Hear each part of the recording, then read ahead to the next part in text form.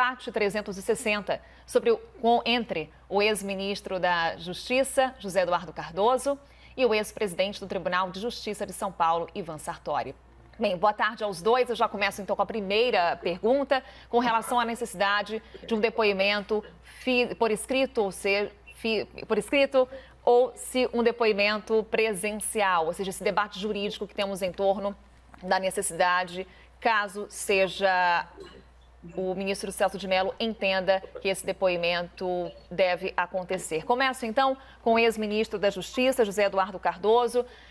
Ministro, mais uma vez, boa tarde. Então, essa é a questão. Como o senhor entende? O depoimento, ele pode se dar por escrito?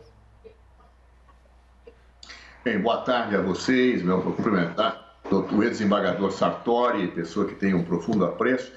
Olha, é absolutamente natural que o presidente da República seja convocado a depor. Eu já vi várias vezes o presidente da República serem chamados a depor. Isso é um ato normal, natural. E, a meu ver, isso pode ser feito por escrito ou pode ser feito de uma forma pessoal, certo? Acho que é perfeitamente possível que o chefe de Estado faça isso por escrito.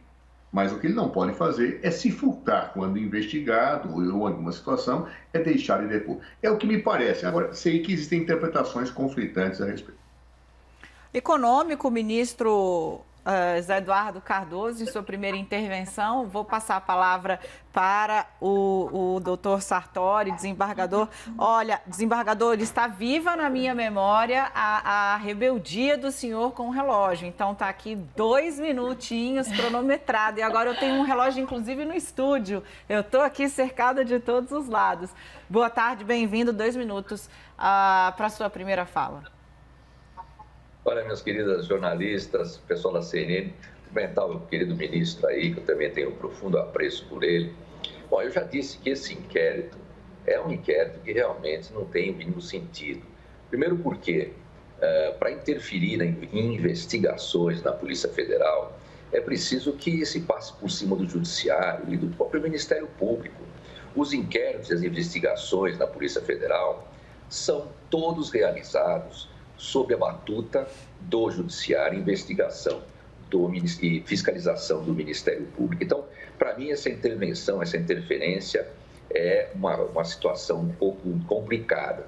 Agora, é lógico, o presidente, na condição de investigado, ele deve se manifestar. Acho que pode ser por escrito, já foi feito assim pelo Michel Temer, já fez dessa forma, já agiu dessa forma. Acho que não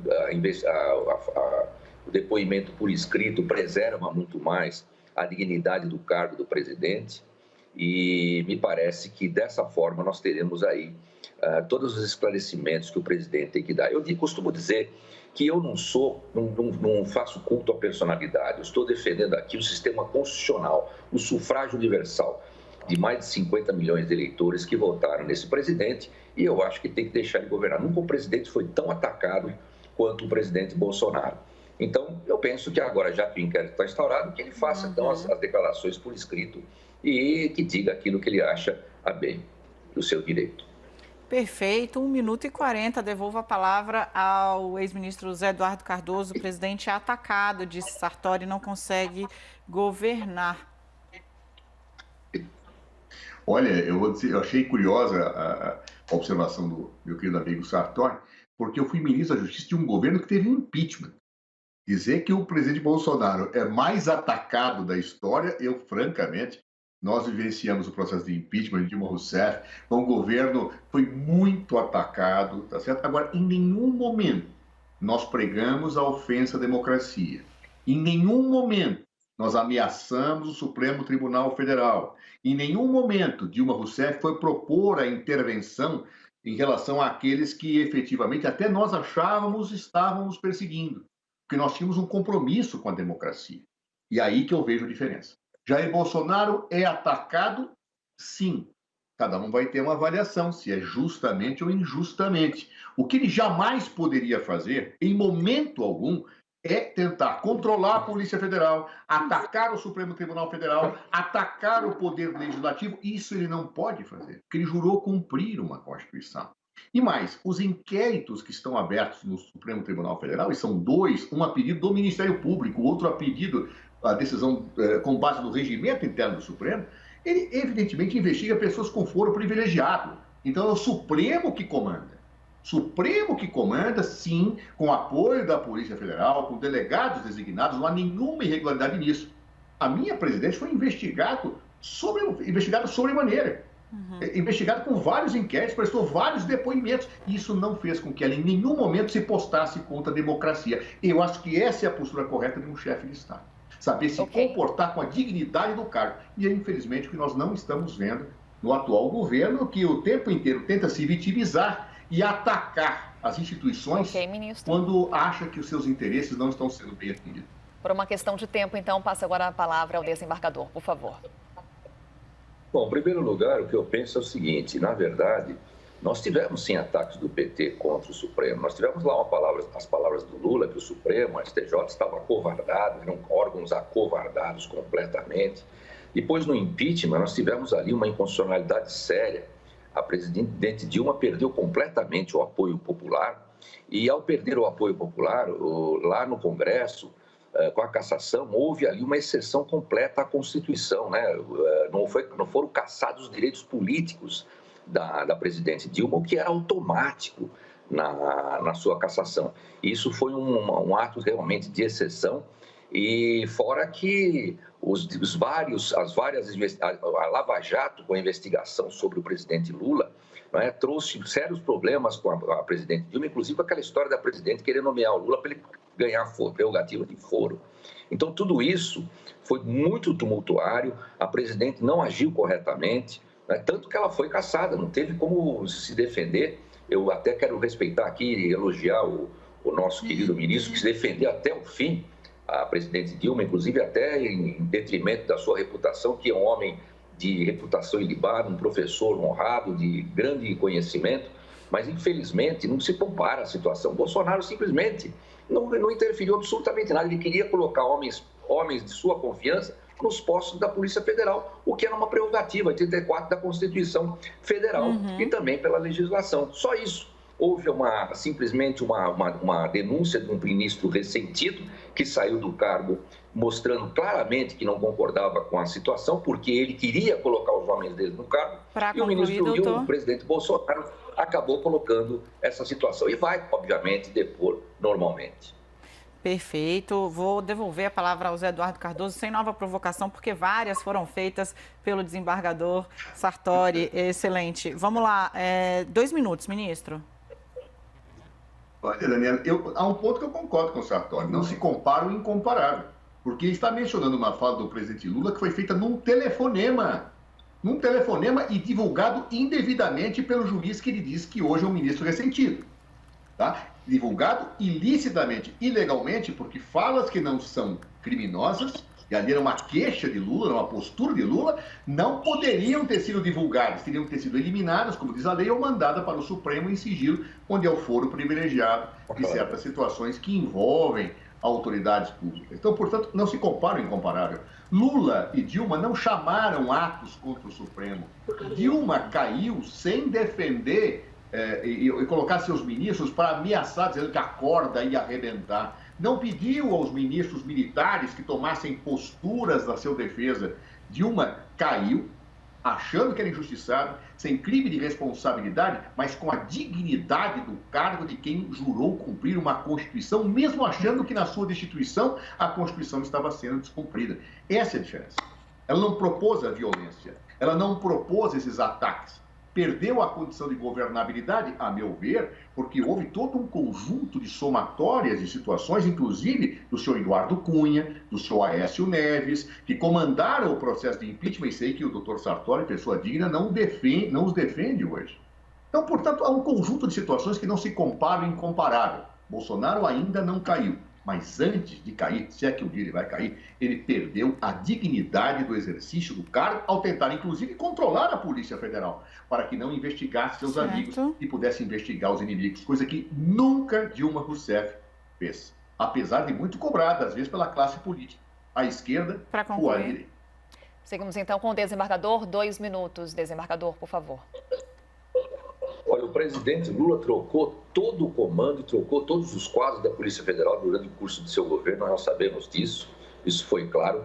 E o terrorismo praticado pelo MST em nome do PT, invasões de terras, com conflitos armados, e uma situação pavorosa que deixou o país, inclusive com aquele atentado sério contra a residência da ministra Carmen Lúcia, tentativa de invasão do Supremo. Tudo isso parece que ninguém se recorda, mas houve realmente uma situação bastante complicada que deixou o Brasil bastante aflito com todos esses acontecimentos. Agora, é lógico que o presidente vai depor tranquilamente, eu não vejo aí nenhuma dificuldade nesse sentido, né? O que eu penso é que o sistema jurídico constitucional tem que estar sempre estável e, já que existe esse inquérito, que ele deponha exatamente de acordo com o que realmente estão lhe perguntando, estão querendo saber, porque ele não tem realmente como interferir na Polícia Federal em investigações e inquéritos, simplesmente porque, eu repito, esses inquéritos e essas investigações estão sob a égide do Judiciário e fiscalização do Ministério Público. Eu queria saber como o presidente poderia intervir nesses procedimentos. Não há como intervir aí. O que houve foi simplesmente dar crédito completo ao ministro Sérgio Moro, que mantinha uma queda de braço com o presidente, em nomear quem ele queria, quando o ministério está sob a batuta do presidente, a assessoria do presidente. E aí o presidente quis nomear aqueles que lhes eram de confiança. E deu nisso que deu, acabaram dando crédito para o ministro Sérgio Moro e o inquérito foi instaurado. Tanto que a instauração do inquérito, o despacho do ministro Celso de Mello, foi já de pré-julgamento. Então, isso me causa espécie. Vou devolver a José Eduardo Cardoso, que fez várias ali expressões durante a fala. 2 minutos, ministro.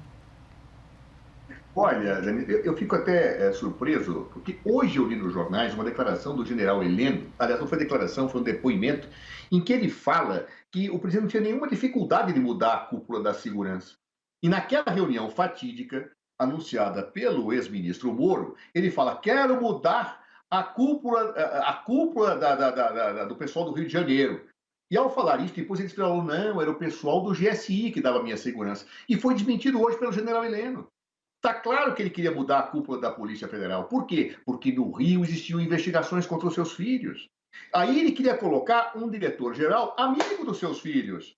E a troca de mensagens que o ministro Moro, pessoa que eu não elogio normalmente, mas que neste caso, publicamente, é uma troca de mensagem que o presidente disse para ele, olha, é hora de mudar. Estão se aproximando as investigações de deputados que me apoiam. Ora, o que é isto? Desvio de poder, abuso de poder, tentativa de controlar a Polícia Federal. E basta colocar um novo diretor para que o superintendente da Polícia Federal seja removido. Disse o presidente, não, era por uma questão de produtividade. E, curiosamente, depois que o superintendente saiu, a produtividade caiu. Ou seja, é claro como há. Eu até entendo, o doutor Sartori assume aqui uma postura de defesa do presidente Bolsonaro, eu respeito. Agora, os fatos são de uma evidência, de uma clarividência absolutamente inconteste. Olha, em nenhum momento Lula teve 2 diretores gerais da Polícia Federal, colocou alguém que era amigo dele para inibir investigações. Okay. Dilma manteve um único diretor-geral, sendo ela própria investigada. Por quê? Porque havia uma dignidade institucional a ser preservada. Mais 2 minutos para o desembargador. Na verdade, o que acontece é o seguinte, havia uma queda de braço entre o presidente e Sérgio Moro. Sérgio Moro resolveu se arvorar no presidente da República no Ministério da Justiça. Ele queria nomear todo o pessoal de Curitiba, que não era da confiança do presidente.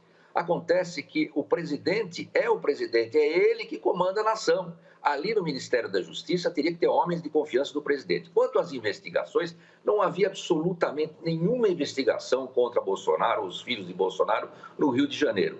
A investigação é estadual contra o Queiroz.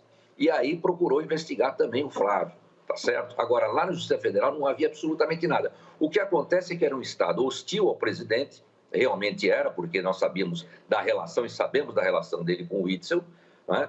E aí ele resolveu colocar gente de confiança, tanto que ele foi implicado ali naquela questão da Marielle, indevidamente, todos depois foi apurado e visto que não havia nada, absolutamente nada, ele foi implicado. Então, ele precisava de gente de confiança para que não trouxesse prejuízo político para o governo. Inclusive, nós sabemos que o movimento da esquerda, o movimento de quem está contra Bolsonaro, os aliados de última hora que pretende chegar à presidência da República, eles vão se infiltrando. Como eles se infiltram? Se infiltram justamente por esses órgãos, Polícia Federal e todas as instituições de modo geral, que foram aparelhadas todos esses anos pelo PT, né? PT e Fernando Henrique Cardoso.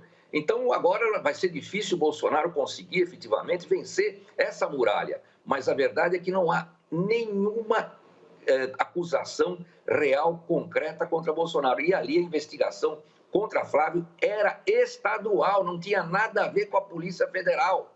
Nada a ver, não tem nada absolutamente na Polícia Federal. E digo mais, a fiscalização está sob a égide do juiz e fiscalizada pelo Ministério Público. Não há como interferir. Quem havia concluído foi doutor Ivan Sartori, certo? Ministro, pergunto se o senhor quer responder, retomar, para poder aí concluir a réplica e a tréplica, ou se podemos aqui inserir um novo assunto. Acho justo perguntar, porque está quente o debate. Eu queria fazer uma observação, Dani. Perfeito. Na verdade... Então, vou ligar aqui o relógio. Meu querido amigo Sartori. Pois não. Eu queria fazer uma provocação fraterna ao meu amigo Sartori, porque ele usou a seguinte expressão: que se eu tivesse num júri, eu passaria a fala dele e diria, estou satisfeito. Ele disse o seguinte: o presidente da República precisava de pessoas de confiança na Polícia Federal para que a Polícia Federal não trouxesse danos políticos ao governo. Expressão dele. Eu passaria essa expressão e diria, estou satisfeito. É a prova, pela fala do Dr. Sartori, que o presidente da República queria intervir na Polícia Federal com objetivos políticos claramente afirmados. Isso numa república não se faz.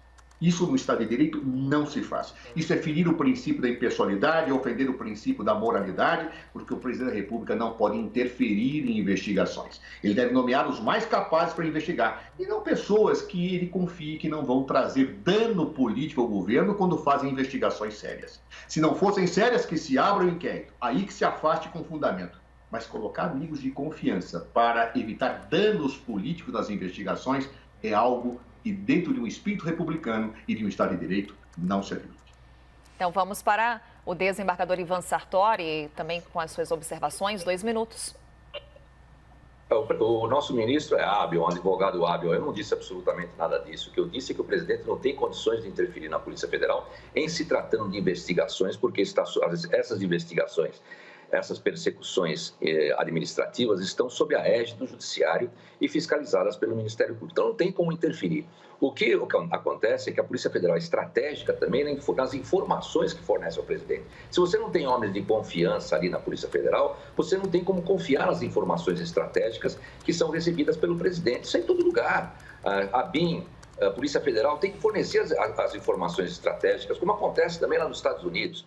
Não é? Então, isso o presidente vai direcionar o governo de acordo com a situação que se encontra ali, inclusive em termos de segurança. Agora, nunca disse que o presidente poderia interferir em investigação, porque isso não é possível. Isso é uma utopia, na medida em que o juiz está ali, na medida em que o Ministério Público está ali. Como vai interferir? Olha, eu, quando era no juiz do interior, sabia de uma situação que acontecia em determinado local, ou um jornalista apontava, eu imediatamente exigia investigação. Onde algum prefeito, onde algum governador poderia interferir nisso como juiz, eu exigindo uma investigação, a polícia deveria seguir, o Ministério Público estava em cima, então não há possibilidade. Agora, tem as informações estratégicas que o presidente vai receber e precisa de homens de confiança. Precisa de homens, inclusive, que se alinhem ao governo para que ele possa realmente direcionar os seus projetos conforme as diretrizes que ele realmente pretende seguir. Então, não pode ter gente que venha sabotar as instituições, como o ministro Cardoso entende aí.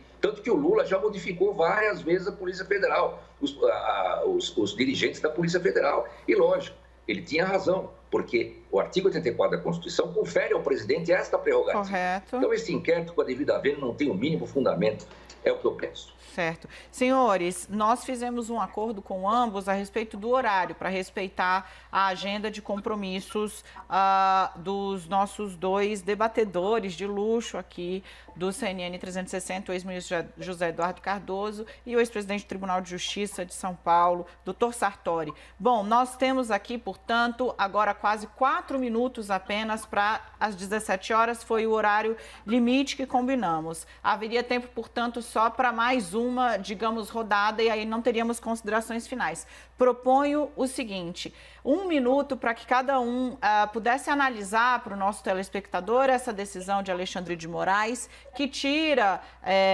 Giromini e os outros presos nos atos antidemocráticos. O doutor Sartori tem uma série de questões a respeito desse inquérito. 1 minutinho só, e aí 1 minuto também para as considerações finais de cada um. É possível? Perfeito. Perfeitamente possível. Então, ótimo. Vou começar com o doutor Sartori. Doutor Sartori, houve essa decisão, portanto, de se tirar da cadeia, mas impor uma série de restrições, de limites aos direitos de ir e vir, monitoramento por tornozeleira eletrônica. Está correto o procedimento? 1 minutinho. Não, só começa que esse inquérito já iniciou no Supremo Tribunal Federal. Nós não temos mais o sistema judicialiforme na nossa República pela nossa Constituição. O judiciário é inerte nesse aspecto, não tem essa prerrogativa e o inquérito nem deveria ter sido iniciado ali.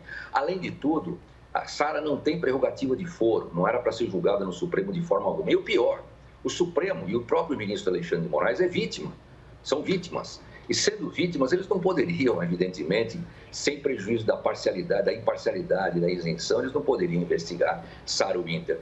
Por mais que a gente possa reprovar a atitude de Sarah Winter, na verdade, esse inquérito, com a devida vênia, é um inquérito absolutamente inconstitucional, mas essa soltura de Sarah Winter vem bem, evidentemente, só que nós pensamos exatamente que esse inquérito não poderia estar ali no Supremo Tribunal Federal, deveria estar em primeiro grau, na Polícia Federal, Polícia Estadual, dependendo da situação, se for injúria, calúnia ou crime contra a lei de segurança nacional, sob a égide de um juiz. Então vamos passar a palavra ao ex-ministro José Eduardo Cardoso. Minha discordância, doutor Sartori, que há 2 inquéritos. Este inquérito que ele está falando foi pedido pelo Procurador-Geral da República para o Supremo. Por quê? Porque existem deputados sendo investigados e se analisa a existência de uma associação criminosa. Ora, se existem pessoas com foro sendo investigadas, tem que ser no Supremo. Ou seja, não há como descer para a primeira. Não dá para investigar uma associação criminosa analisando um separado do outro. É isso que está sendo investigado. Portanto, rigorosamente correto, como tantas vezes o Supremo fez. Não há nenhuma novidade em relação a isso. A situação a que ele está se referindo é do outro inquérito das fake news. Esse foi aberto com base no regimento do Supremo Tribunal Federal. Agora, este aqui, especificamente, é pelos atos antidemocráticos que foi aberto a pedido do Procurador-Geral da República para investigar todos que estão envolvidos, inclusive com suspeita de financiamento de deputados que tiraram verba pública para custear esses atos. Portanto, rigorosamente correto do ponto de vista jurídico e, mais uma vez, o ministro Alexandre agiu prudentemente. Resolveu eliminar a situação da prisão e colocou medidas cautelares. Alegações finais, então. Por favor, desembargador Ivan Sartori. Vamos começar com o Zé Roberto, o ministro Luiz Roberto Barroso, José Eduardo Cardoso, perdão. Ministro José Eduardo Cardoso, porque como a gente começou com ele, a gente encerra com o doutor Sartori. Pode ser? Claro, por favor. 1 minutinho. Bem, então, o que eu quero objetivamente dizer, Daniela, agradecendo a presença do Dr. Sartori, pessoa que sempre tive uma excelente relação pessoal e continuo tendo, é que, efetivamente, não há nenhuma abusividade do Supremo, absolutamente nenhuma. Não dá para defender uma investigação em primeira instância quando investigados são deputados dentro de uma associação criminosa possível, em tese, com pessoas que não têm foro privilegiado, ou seja, é inscindível. Foi o Procurador-Geral da República que pediu. Neste caso, não dá nem para dizer que foi uma discussão que o doutor Sartori tem colocado, se o Supremo podia abrir, não podia abrir. Não, está absolutamente correto do ponto de vista da nenhuma dúvida jurídica. O Procurador-Geral da República pede, o Supremo investiga, porque se discute uma associação criminosa com deputados federais. e que já está se apurando, eu vi na imprensa agora, que verba pública foi utilizada para custear esses atos. Portanto, licitude indiscutível, postura corretíssima do ministro Alexandre de Moraes. Então vamos agora para o desembargador, alegações finais, por favor. Na verdade, o que foi instaurado no requerimento do Ministério Público foi a questão dessa ação contra o Supremo Tribunal Federal. O inquérito dos atos antidemocráticos foi instaurado de ofício. Essa é a grande verdade. Pelo que nós temos notícia, ele foi instalado de ofício. E, de qualquer forma, a Sara, que pertence ao Grupo 300, não tem absolutamente nenhuma ligação com esses deputados. Absolutamente nenhuma ligação com nenhum desses deputados. Foi um ato isolado desse Grupo 300, que são poucas pessoas, né? São atos que realmente não tinham absolutamente nada a ver com isso, não foi financiado, não tinha ligação nenhuma. Isso ficou bem claro até no inquérito e não houve nenhuma notícia a respeito disso. O que houve foi realmente que o Supremo Tribunal Federal resolveu trazer para si toda a investigação de uma cidadã que não tem prerrogativa de foro absolutamente. Não tem absolutamente nenhuma prerrogativa de foro. E aí que nós vimos que o Supremo peca, inclusive, porque ele é vítima. E sendo vítima, ele não pode investigar as pessoas que, porventura, tenham ofendido o próprio Supremo. Perfeito. Olha, eu agradeço muitíssimo aos nossos dois debatedores. José Eduardo Cardoso, muitíssimo obrigado, sempre um prazer tê-lo aqui. O mesmo digo ao desembargador Sartori, sempre um prazer tê-lo aqui. Conto com vocês. Até a próxima.